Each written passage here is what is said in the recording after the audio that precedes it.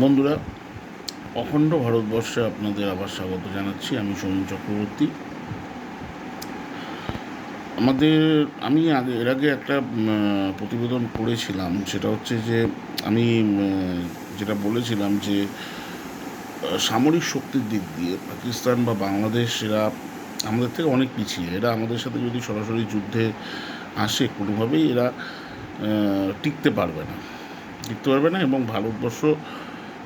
ভারতবর্ষের কাছে, আমাদের কাছে এরা অনেক বাচ্চা। হ্যাঁ, এদেরকে ভারতবর্ষ টিপে টিপে মেরে ফেলবে।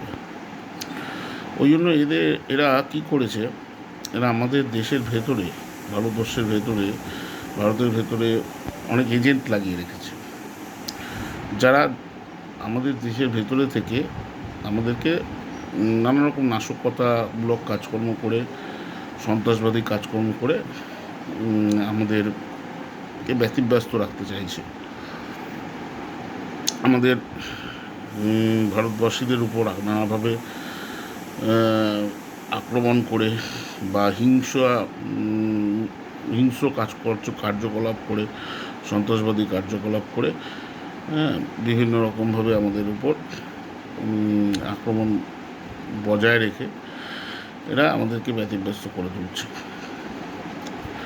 এত এত অ্যাকচুয়ালি পাকিস্তান বা বাংলাদেশ এরা কী হয়েছে, এরা মানে আমাদের সাথে তো সরাসরি যুদ্ধে পারবে না।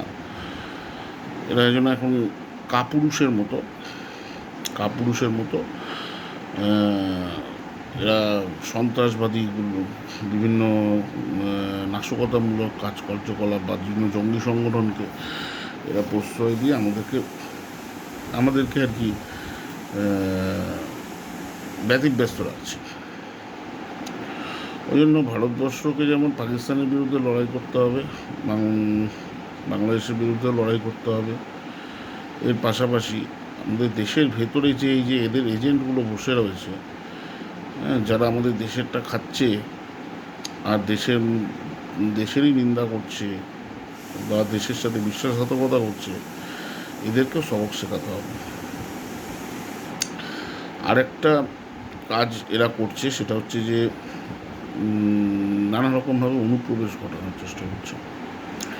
বিশেষ করে আমাদের এই যে দেখুন, কাশ্মীর দিক দিয়ে তারা এলওসি টপকে সেখান থেকে তো জঙ্গি অনুপ্রবেশ তো করছে, সেটা আলাদা ব্যাপার।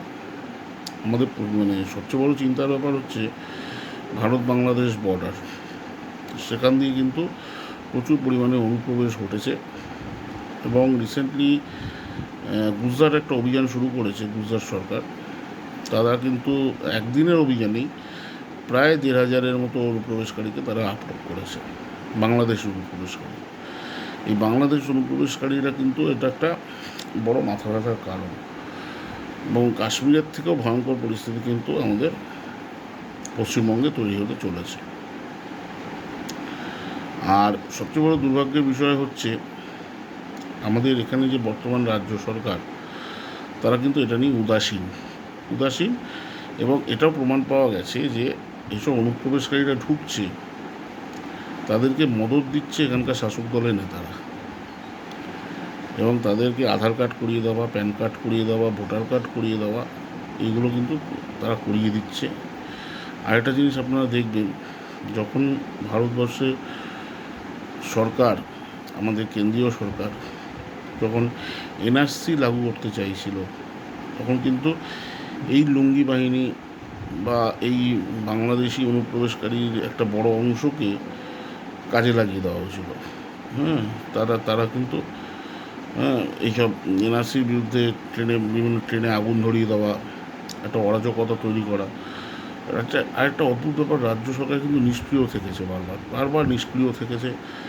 তারা কোনোভাবেই কিন্তু স্ট্রং অ্যাকশান নেয়নি। এর বড় একটা কারণ হচ্ছে ভোট ব্যাংক। এদের কী করছে, এদেরকে ভোটার লিস্টে এদেরকে নাম তুলে দিচ্ছে। আমি আগেই বললাম যে বিভিন্ন নথিপত্র করে দিচ্ছে, যেমন Aadhaar card, PAN card, voter card, এগুলো করে দিচ্ছে। এবং তাদের এই যে ভোটার লিস্টে নাম তুলিয়ে তাদের ভোটটা নিয়ে রাজনৈতিক একটা লাভ তোলার চেষ্টা করছে। এদের কাছে রাজনীতির ক্ষমতাটাই মানে মূল বিষয় হয়ে দাঁড়িয়েছে এখানকার শাসক দলের কাছে। তাদের কাছে দেশটা কিন্তু আগে নয়। এই যে দেশ মানে ক্রমশ যে এরা মানে কাশ্মীরের থেকেও যে একটা খারাপ পরিস্থিতি তৈরি করছে, এবং কাশ্মীরে বেছে বেছে হিন্দুদের মারা হলো। এখানেও কিন্তু অলরেডি হিন্দু নিধন শুরু হয়ে গেছে, যেটা হচ্ছে মালদা, মুর্শিদাবাদে আমরা দেখেছি।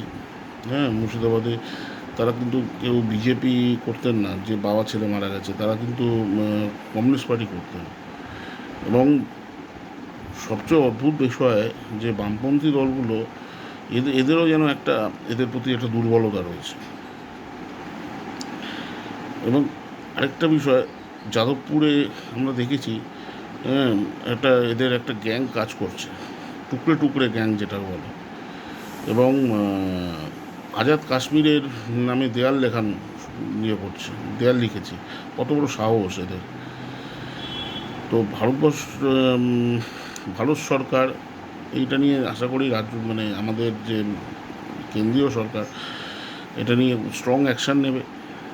এবং রাজ্য সরকারের সাথে এটা নিয়ে আলোচনা করে, যদি রাজ্য সরকার না শোনে, রাজ্য সরকার বোঝানোর চেষ্টা করবে। যদি না শোনে তাহলে স্ট্রং অ্যাকশান কেন্দ্রীয় সরকারকে নিতেই হবে। এবং মানে বেছে বেছে সমস্ত রকম দেশদ্রোহী, যত রকম দেশদ্রোহী অ্যাক্টিভিস্ট রয়েছে তাদেরকে বেছে তুলে তাদেরকে বেধড়ক মারো। তাদেরকে একেবারে মানে মেরে পুরো একদম ফাটিয়ে দাও। এটাই করতে হবে, তাদেরকে ধরে টিপে মারতে হবে। তাদের দেশের ভেতর থেকে বিভিন্ন রকম দেশদ্রোহী যারা আছে, তাদের উপর ওয়াচ করে, তাদের প্রত্যেকটা অ্যাক্টিভিটিকে ওয়াচ করে তাদেরকে তোলো, পুরো একেবারে সেনাবাহিনী দিয়ে তুলে তাদেরকে স্ট্রং। এখানকার রাজ্য সরকার যদি সহযোগিতা করে তো ভালো, না সহযোগিতা করলে কেন্দ্রীয় সরকারকেই এটাই করতে হবে। এটা নিয়ে বসে থাকলে চলবে না। এটা নিয়ে কিন্তু এটা ফেলে রাখার বিষয় নয়। এই দেশের ভেতরে যে শত্রুগুলো লুকিয়ে রয়েছে, তো সেই এবং প্রত্যেকটা বাংলাদেশিগুলোকে খেদানোর অভিযান, যারা অবৈধ অনুপ্রবেশকারী, সেই অনুপ্রবেশকারীদের চিহ্নিত করে এদের হতে থাকতে পারে, এদের ভোটার কার্ড, আধার কার্ড থাকতেও পারে, ঠিক আছে, থাকতেও পারে কি থাকবেই। কিন্তু তা সত্ত্বেও মানে সেন্ট্রাল এজেন্সি এনআইএ এদেরকে অনেক বেশি স্ট্রং অ্যাকশান নিতে হবে, নিয়ে এদেরকে হাঁটাও এখান থেকে। এই ভোটার কার্ড, আধার কার্ড থাকলেই যে আমি আগেই বললাম যে এখানকার শাসক দলের নেতারা জড়িত, এরা এদেরকে থাকার জায়গা করে দিচ্ছে, এদেরকে এইসব নথিগুলো বার করে দিচ্ছে, ডকুমেন্ট তৈরি করে দিচ্ছে। কিন্তু এইগুলোর কোনো মূল্য নেই। কিন্তু এই সেন্ট্রাল গভর্নমেন্টকে এই বিষয়গুলো করতে হবে। রাজ্য সরকারের কাছে এখনও সুযোগ আছে, এরা যদি সাহায্য করে, রাজ্য সরকার যদি সহযোগিতা করে কেন্দ্রীয় সরকারকে, তাহলে খুবই ভালো। আর সহযোগিতা না করার চান্সটাও প্রচণ্ড রয়েছে, কেননা এদের কাছে বর্তমান যে শাসক দল, তাদের কাছে ভোট ব্যাঙ্কটাই সব, দেশের স্বার্থটা কিছুই নয় তাদের কাছে। রিসেন্টলি আমি একটা পজিটিভ একটা জিনিস দেখলাম, যেটা হচ্ছে যে বর্তমান শাসক দলের নেতা অভিষেক বন্দ্যোপাধ্যায়, তিনি বলেছেন যে পাক অধিকৃত একটা কাশ্মীরকে আমাদের করায়ত্ত করতে হবে। 100বার আমরা করায়ত্ত করবো। পাক অধিকৃত কাশ্মীর কেন, আমাদের স্বপ্ন হচ্ছে অখণ্ড ভারতবর্ষ আমাদের স্বপ্ন। পুরো পাকিস্তানটাকেই আমরা নেওয়ার চেষ্টা করবো। আপনার অ্যাডভাইসের জন্য ধন্যবাদ, কিন্তু আপনার অ্যাডভাইসের জন্য আমরা অপেক্ষা করে বসে নিই। আপনি আপনার কৃষিকে বোঝান, যাতে এই সব দেশের ভেতরে লুকিয়ে থাকা এই যে অনুপ্রবেশকারী, বাংলাদেশি অনুপ্রবেশকারী রোহিঙ্গা, এদের বিরুদ্ধে যাতে আপনার পিসি স্ট্রং অ্যাকশান নেন। মাননীয় মুখ্যমন্ত্রী মমতা ব্যানার্জি যাতে এদেরকে স্ট্রং অ্যাকশান নেন, তাহলে সাধারণ মানুষই তার কাছে কৃতজ্ঞ থাকবে। তো আপনারা পলিটিক্সটাকে দূরে সরিয়ে রাখুন। গরম কথা বলছেন, ভালো কথা, খুবই ভালো লাগছে শুনতে, কিন্তু কাজে করে দেখান, ঠিক আছে? আর এখানকার যে বামপন্থীরা যে রয়েছে তারা তো চিরকালই নানা রকমভাবে অনেক কথা বলে এসছে যেগুলো দেশের স্বার্থের পরিপন্থী। তাদেরকেও একটু বোঝার সময় এসছে যে দেশের স্বার্থটা সবার আগে। তারা এইসব মানে বোকার মতো মানে রাজনীতি ছেড়ে, হ্যাঁ, তাদের যে বোগাস যে রাজনীতি সেটাকে তো মানুষ গ্রহণ করেনি। তারা যেন কেন্দ্রীয় সরকারকে সব রকমভাবে মানে রাজনৈতিক দল হিসাবে তারা যেন সেভাবে সহযোগিতা করে, সেটা তাদেরকেও বুঝতে হবে। তো এই সহযোগিতা যদি কেউ মানে আমরা পাই তো ভালো, যারা সহযোগিতা করবে না তাদের বিরুদ্ধেও কেন্দ্রীয় সরকারকে ব্যবস্থা নিতে হবে, বেছে বেছে তাদেরকেও তুলতে হবে। কোনো দেশের ভেতরে কোনো শত্রু রাখা চলবে না, কোনো বরদাস্ত করা যাবে না, কোনো প্রবেশকারী রাখা যাবে না। হ্যাঁ, তাদেরকে ধ্বংস করতে হবে। আমাদের অনেক সহ্য হয়েছে, কংগ্রেসের অপদার্থ কংগ্রেস সরকার অনেক অনেক ক্ষতি করে দিয়েছে দেশে।